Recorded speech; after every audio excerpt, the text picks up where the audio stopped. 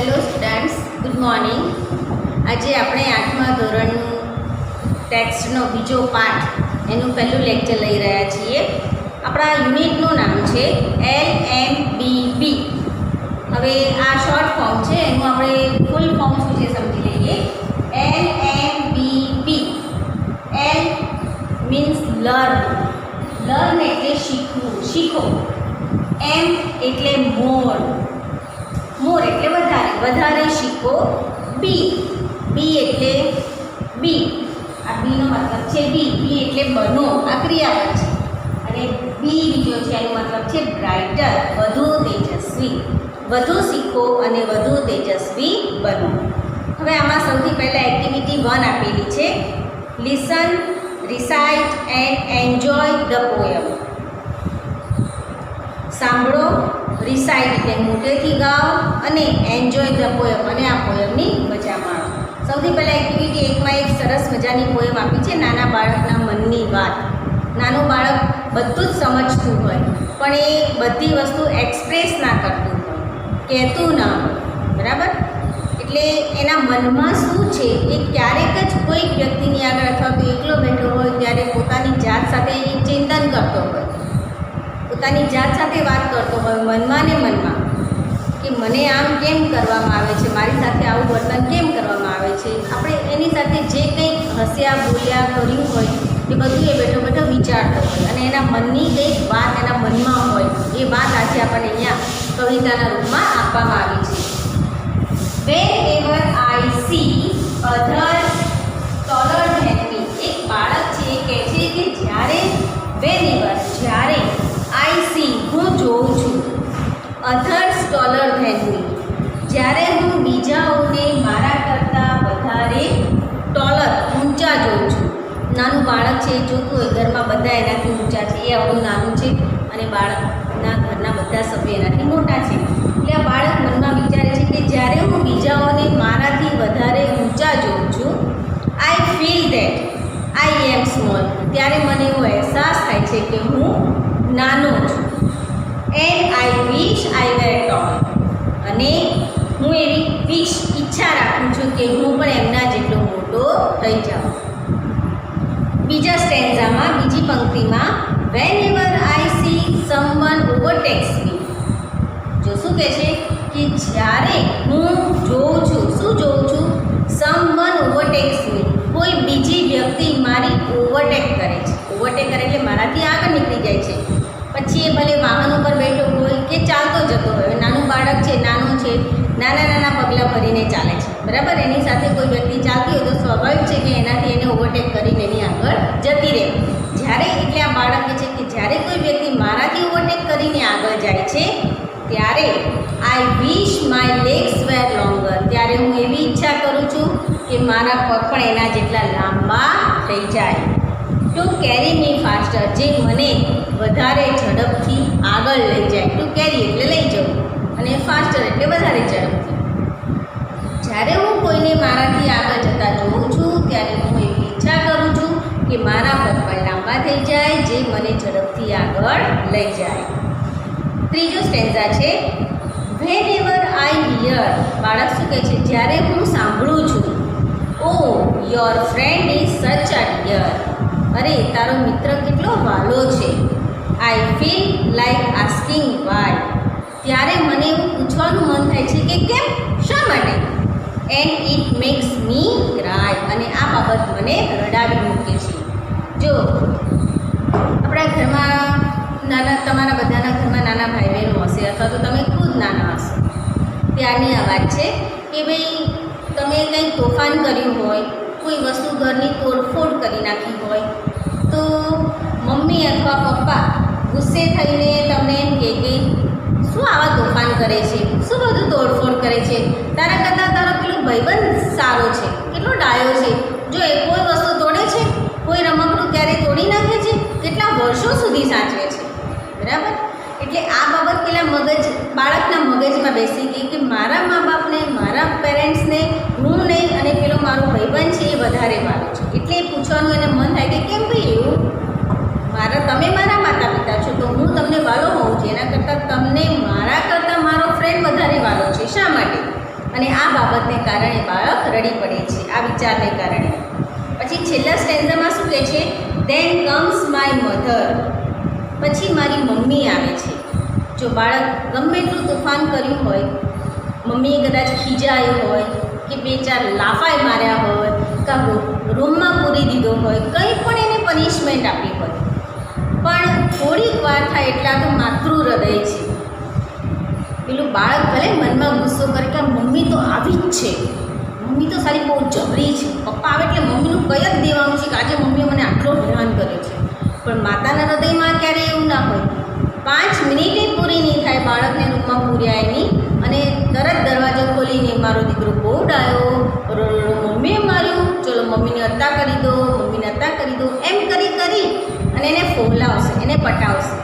બરાબર? માતાના મનમાં ક્યારેય એવું ના હોય. એટલે આ બાળક પણ એવું કહે છે કે જ્યારે હું પણ રડવા લાગું છું ત્યારે મારી મમ્મી મારી પાસે આવે છે, હુ સેઝ, જે કહે છે, ડોન્ટ બોધર, ચિંતા ના કરીશ, આઈ લવ યુ માય ડિયર, હું તને ખૂબ જ ચાલું છું મારા હું તને ખૂબ જ ચાહું છું મારા વાલા.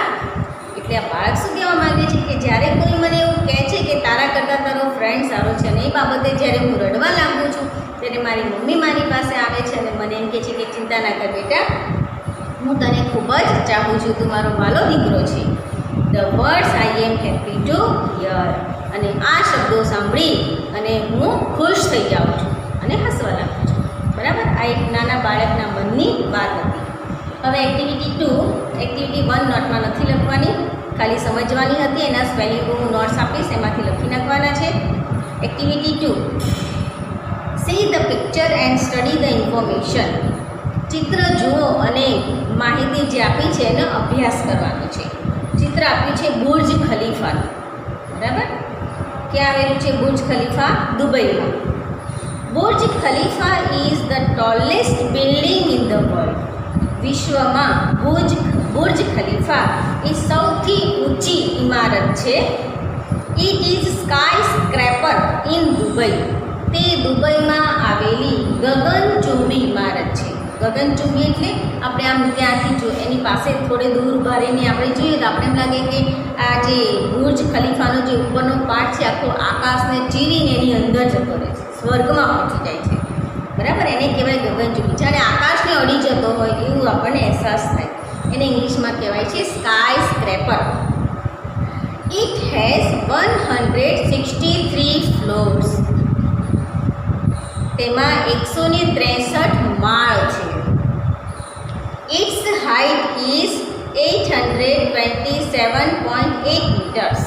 એની ઊંચાઈ 827.8 મીટર અને ફૂટમાં માપીએ તો 2722 fit.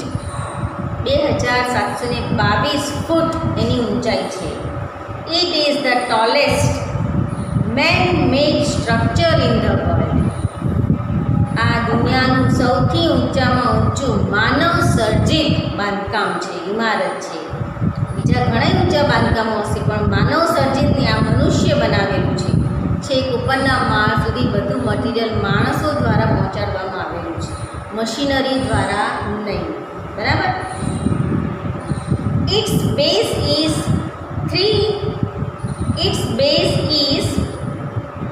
3,33,100 square fit.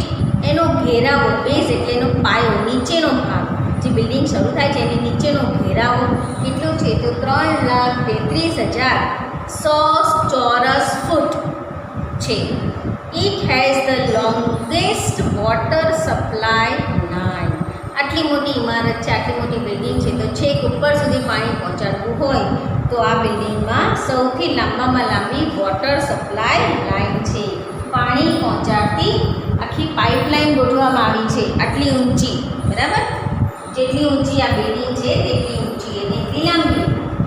It has the longest lift. સૌથી ઉપરના ફ્લોર સુધી જવા માટે લિફ્ટ પણ રાખે, કારણ કે 163 માળ છે. હવે લિફ્ટ ના હોય તો માણસ આજે સવારે ચડવાનું ચાલુ કરે તો સાંજે ચડી અને બી થાકી જાય. બરાબર? એટલે લાંબામાં લાંબી લિફ્ટ પણ આ બિલ્ડિંગમાં રાખવામાં આવી છે. Its cost of construction was. તેનું its cost of construction was, તેનું બાંધકામની કિંમત $, અમેરિકાના ડોલરમાં 1.5 બિલિયન, 1.5 અબજ ડોલર છે. જેટલી ઊંચી બિલ્ડિંગ છે એ પ્રમાણેનો ખર્ચો પણ છે. એનો બાંધકામનો ખર્ચ $1.5 અબજ છે. It is the most expensive building, અને આ ખૂબ જ ખર્ચાળ ઇમારત છે.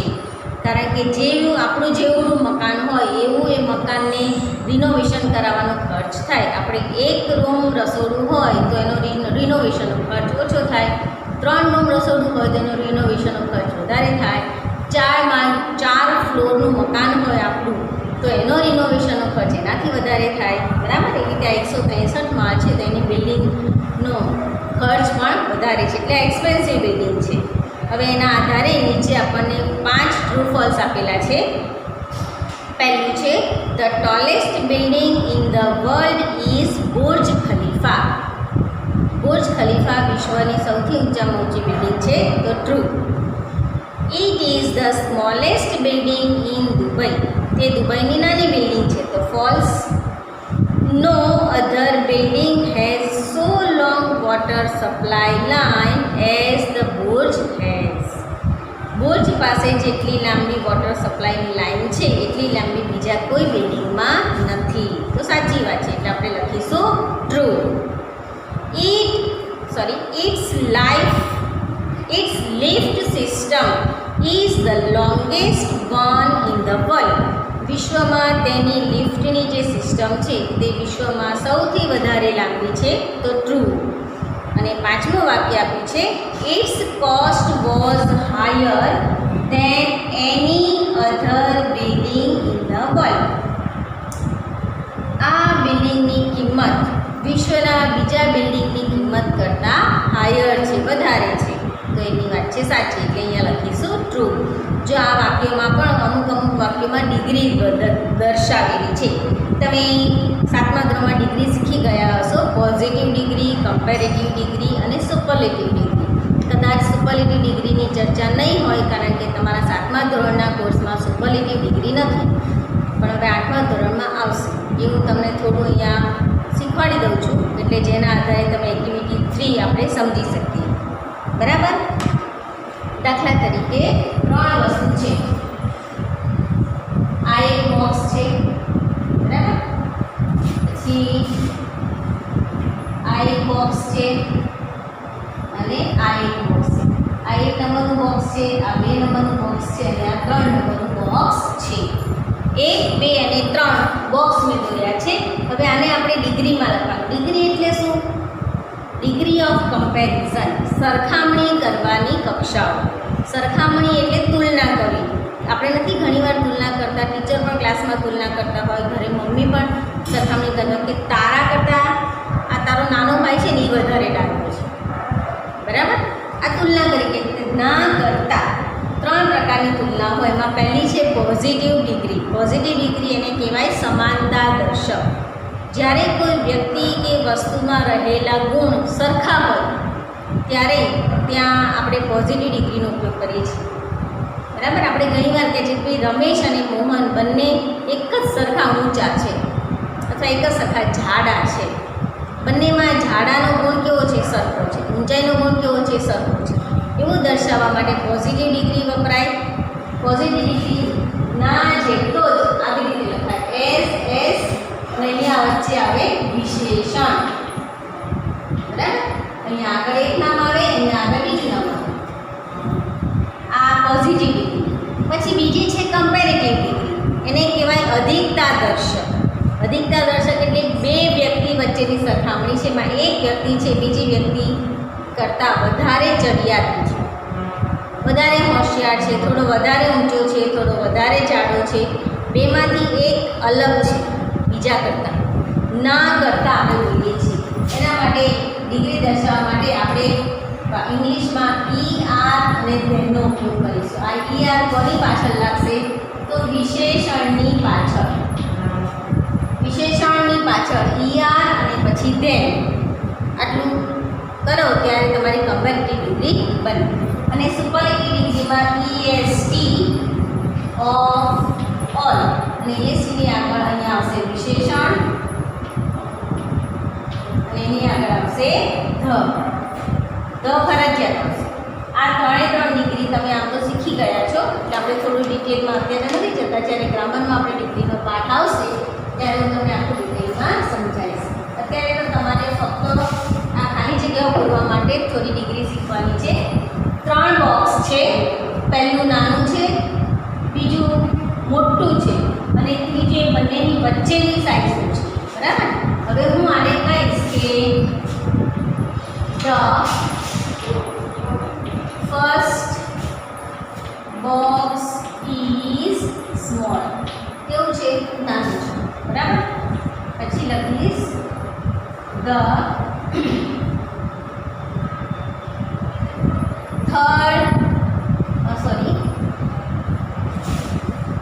સ્મોલ વિશેષણનો આપણે ઉપયોગ કરવાનો છે. બરાબર. સ્મોલ એટલે આપણે લખીશું કે the first box is small. બરાબર. પછી લખીશું કે the third box is smaller. અને ધેન જો મેં આ કમ્પેરેટિવ ડિગ્રીમાં સ્મોલર ધેન ધ કોનાથી નાનું છે? Second box. બરાબર. જો મેં આ ડિગ્રી કાઢું smaller than the third box is smaller than the second box. બરાબર. અને પછી આ પહેલું બોક્સ છે એ તો સૌથી નાનું છે. આપણે સુપરલેટિવ ડિગ્રીમાં લખવું હોય તો the first box is the smallest of all.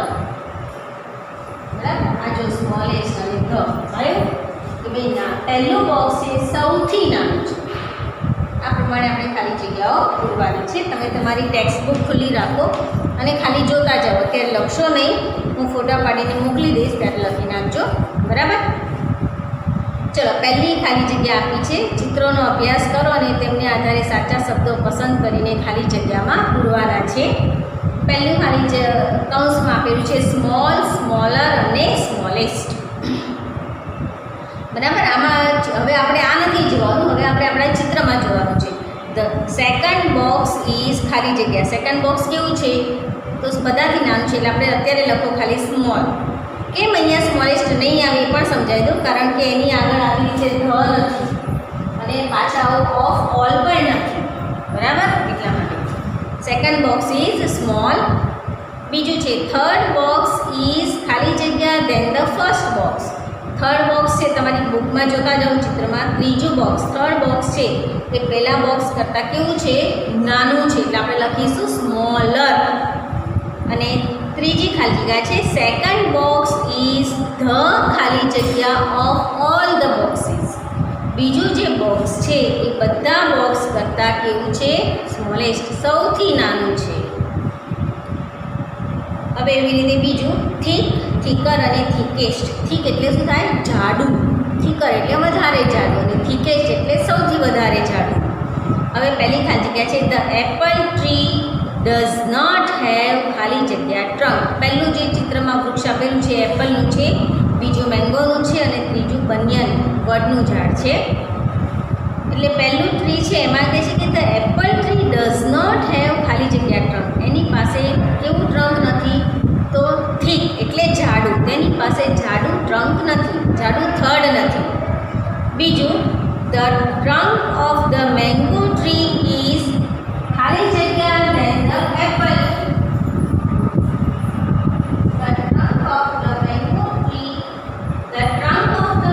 Tree is ખાલી જગ્યા than the apple tree. Mango tree એટલે બીજું વૃક્ષ. કેરીનું જે વૃક્ષ છે એનું થડ એપલના વૃક્ષના થડ કરતાં થોડું વધારે જાડું છે એટલે આપણે અહીંયા લખીશું થીકર. અને ત્રીજું છે the banyan tree has the ખાલી જગ્યા trunk of all the trees. Banyan ટ્રીનું થડ છે એ બધા ટ્રીના થડ કરતાં સૌથી વધારે જાડું છે એટલે અહીંયા લખીશું થીકેસ્ટ. બરાબર. હવે ત્રીજી ખાલી જગ્યા શોર્ટ, શોર્ટર અને શોર્ટેસ્ટ. ચલો, અર્ણવ ઇઝ ખાલી જગ્યા બોય. ચિત્રમાં જો અર્ણવ કેવો છે, ખાલી જગ્યા બોય કેવો છે, આમ તો ઊંચો લાગે છે પણ આપણે બીજાને એના કરતાં વધારે નીચા બતાવવાના છે એટલે અહીંયા એને શોર્ટ બતાવીશું કે Arnav is short boy. Aditya is the ખાલી જગ્યા બોય ધ ક્લાસ. આદિત્ય સૌથી નીચો છે એટલે અહીંયા ધ આપેલું જ છે એટલે આપણે કૌંસમાંથી જોઈએ લખીશું શોર્ટેસ્ટ. ત્રીજું, યુવરાજ ઇઝ ખાલી જગ્યા ધેન અર્ણવ. યુવરાજ એ અર્ણવ કરતાં કેવો છે, થોડો વધારે નીચો છે એટલે અહીંયા લખીશું શોર્ટર. બરાબર, આવી રીતે આ ત્રણેય ખાલી જગ્યાઓને નોટમાં લખવાની છે. હું ફોટા પાડીને મોકલું ત્યારે. હવે આપણી એક્ટિવિટી 4 એ આપણો મેઇન પાઠ છે, સોંગ ઓફ સોંગ્સ, ગીતોનું ગીત. હવે પહેલાં આપણે આ સમજી લઈએ કે ગીતોનું ગીત એટલે શું. તો એક ગીત ગાય એ પૂરું થાય તરત ને તરત એની સાથે બીજું ગીત શરૂ થાય એને આપણે કહીશું સોંગ ઓફ સોંગ્સ. બરાબર, હવે આ એક સંગીતકારનો આપણો પાઠ છે. એ પાઠમાં આમ તો તમે તાનસેનનું નામ સાંભળ્યું હશે. અકબરના દરબારમાં તાનસેન એક રાજરત્ન તરીકે બેસતો હતો, બિરાજતો હતો. પહેલાંના જમાનામાં રાજાઓ પોતાના રાજ્યમાં અલગ અલગ ક્ષેત્રમાં નિપુણ હોય તેવા માણસોને, તેવી મહાન વ્યક્તિઓને, વિભૂતિઓને પોતાના દરબારમાં સ્થાન આપતા હતા એટલે એને રાજરત્નો કહેવાતા. એને ઇંગ્લિશમાં જેમ્સ કહેવાય. એ તાનસેનનો આખો અહીંયા પાઠ આપણને આપવામાં આવેલો છે. એ પાઠની આપણે ચર્ચા કરીશું. એના સ્પેલિંગ ને એવું બધું હું તમને ફોટો પાડીને મોકલું ત્યારે 3 વખત લખવાના થશે. બરાબર, પહેલો paragraph, the great ruler of India. ભારતનો એક મહાન શાસક અકબર હેડ 9 જેમ્સ. આ અકબરની પાસે 9 રત્નો હતા. ઇન હિઝ કોર્ટ, તેના દરબાર. ભારતના એક મહાન શાસક અકબરની પાસે 9 રત્નો તેમના દરબારમાં હતા. એટલે કે એમના દરબારમાં 9 મહાન વિભૂતિઓ હતી. The 9 gems were the greatest in their own fields. આ 9 રત્નો તેમના પોતાના ક્ષેત્રમાં, અલગ અલગ ક્ષેત્રમાં સૌથી વધારે મહાન હતા. One of them was Tansen. તેમાંનો એક રાજરત્ન, તેનું નામ હતું તાનસેન. અ ગ્રેટ મ્યુઝિશિયન, એક મહાન સંગીતકાર. He played different types of musical notes. Musical notes એટલે સંગીતના સુરો. He played, અહીંયા played એટલે રમ્યો નહીં, પણ play એટલે કોઈ પણ સંગીતનું સાધન તમારે વગાડવું હોય એના માટે ઇંગ્લિશમાં કહેવાય ટુ પ્લે એટલે વગાડવું. ટુ પ્લે એટલે રમવું પણ થાય, પણ જો પાછળ રમતનું નામ હોય તો રમવું. પણ અહીંયા સંગીતના સાધનની સાથે આ પ્લે શબ્દનો યુઝ થાય ત્યારે એ સંગીતનું સાધન વગાડવું એનો મતલબ થાય છે. He played different types of musical notes for the king. તે રાજા માટે અલગ અલગ પ્રકારના સંગીતના સુરોને વગાડતો હતો.